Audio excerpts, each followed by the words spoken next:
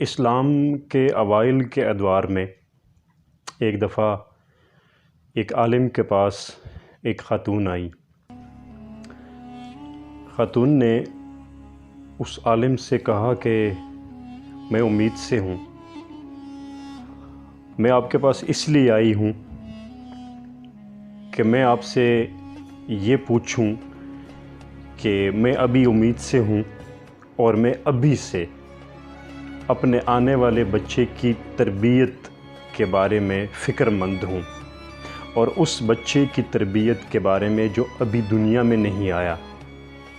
میں آپ سے یہ پوچھنے آئی ہوں کہ ابھی سے یا اس بچے کی پیدائش کے وقت یا پیدائش کے بعد جب وہ بچہ ہمارے سامنے آئے گا تو مجھے اس کی تربیت کے لیے کیا کچھ کرنا ہوگا، مجھے اس کی تربیت کیسی کرنی ہوگی، اور اس تربیت کے لیے ابھی سے میرے پاس کیا کچھ ہونا چاہیے، میری عادتیں کیا ہونی چاہیے، اور میری عادتیں جو مجھ میں ابھی ہیں ان میں سے مجھے کون کون سی عادتیں ترک کرنی ہوں گی، مجھے کیا کرنا ہوگا ابھی سے، اور مجھے کیا کچھ نہیں کرنا ہوگا، کیا کچھ ابھی سے چھوڑنا ہوگا۔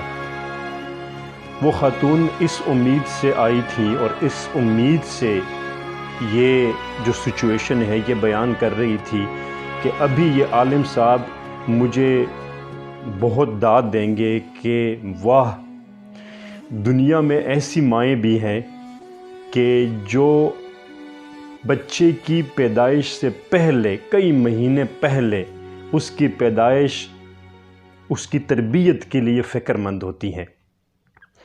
عالم صاحب نے اس خاتون سے کہا کہ آپ ابھی بھی لیٹ ہیں، یعنی آپ دیر سے آئی ہیں، آپ کو میرے پاس اس بچے کی امید سے پہلے آنا چاہیے تھا۔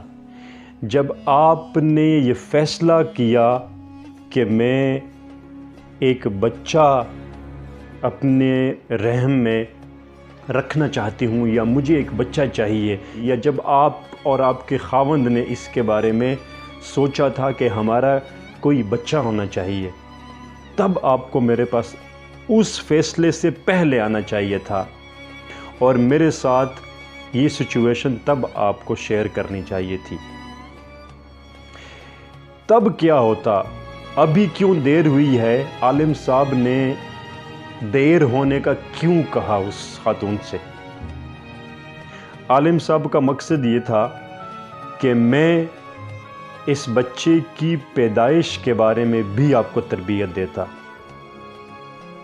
کس مناسب وقت پہ وہ بچہ پیدا ہونا چاہیے، کون سا موسم ہونا چاہیے، کون سا موسم موافق ہے پیدائش کے لیے، کیا کیا تیاریاں آپ کو رکھنی ہوں گی پہلے سے، شوہر کے ساتھ آپ کا تعلق کیسا ہے، شوہر کا آپ کے ساتھ کیسا رویہ ہے، آپ ایک دوسرے کے ساتھ کیسا سلوک کرتے ہیں، آپ کا تعلق کتنا سٹرونگ ہے۔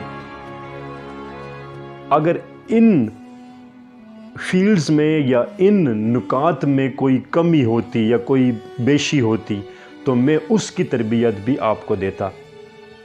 تو ابھی آپ لیٹ آئی ہیں، ابھی جو کچھ میں آپ کو کرنے کا کہوں گا اور جو کچھ آپ کو ترک کرنے کا کہوں گا، ابھی چونکہ ٹائم شارٹ ہے تو آپ کو ایکٹنگ کرنی ہوگی، آپ کو ہنگامی بنیادوں پہ کچھ چھوڑنا ہوگا اور کچھ اپنانا ہوگا، اور اتنی جلدی یہ چیزیں آپ کی نیچر کا یا آپ کی فطرت کا حصہ نہیں بن سکتی۔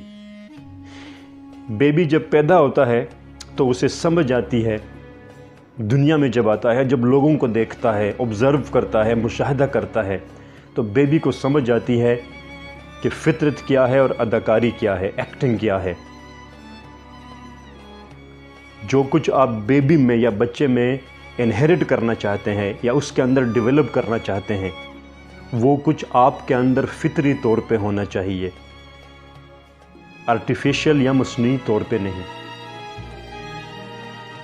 حضرت عبدالقادر جیلانی رحمۃ اللہ علیہ کا جو واقعہ ہے، وہ بچہ، وہ چھوٹا سا بچہ جس کے ساتھ سفر میں ایک واقعہ ہوا، اور اس واقعے میں کیا تھا، صرف اس نے ایک سچ بولا کہ ہاں میرے پاس اشرفیہ ہیں، اس کی یہ تربیت کس نے کی تھی؟ اس کی ماں نے۔ سچ بولنے کا کس نے کہا تھا؟ ان کی ماں نے۔ یہ وہ عبد القادر جیلانی رحمۃ اللہ علیہ ہے، یہ وہ بچہ ہے کہ جن کے نام پہ بر صغیر میں، نہ صرف بر صغیر میں بلکہ مڈل ایسٹ میں اور اسلامی دنیا میں، جن کے نام پہ باقاعدہ تصوف کا ایک سلسلہ بنا ہے، اور وہ قادریہ سلسلہ ہے۔